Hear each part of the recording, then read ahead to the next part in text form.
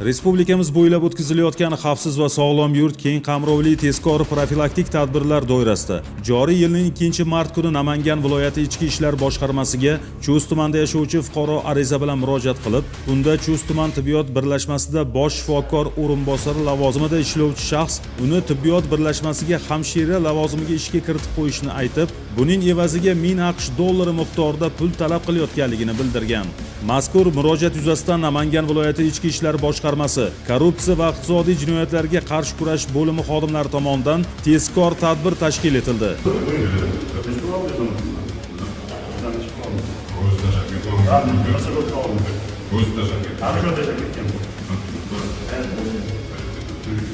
O'tkazilgan tezkor tadbir davomida Chust tumani tibbiyot birlashmasi bosh shifokori o'rinbosari o'z xizmatxonasida oldindan kimyoviy ishlov berilgan 1000 AQSh dollari miqdoridagi pullarni arizachidan olib, binodagi yong'in xavfsizligi burchagi ichiga yashirib qo'ygan vaqtda xolislar ishtirokida ashyoviy dalillar bilan ushlandi. Shu fuqarodan qancha miqdor pul oldingiz?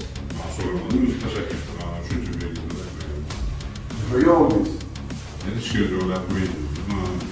Mazkur holat bo'yicha Chust tuman ichki ishlar bo'limi huzuridagi tergov bo'linmasi tomonidan O'zbekiston Respublikasi Jinoyat kodeksining 168-moddasi 3-qismi hamda 211-moddasi 1-qismi bilan jinoyat ishi qo'zg'atilib, hozirda dastlabki tergov harakatlari olib borilmoqda.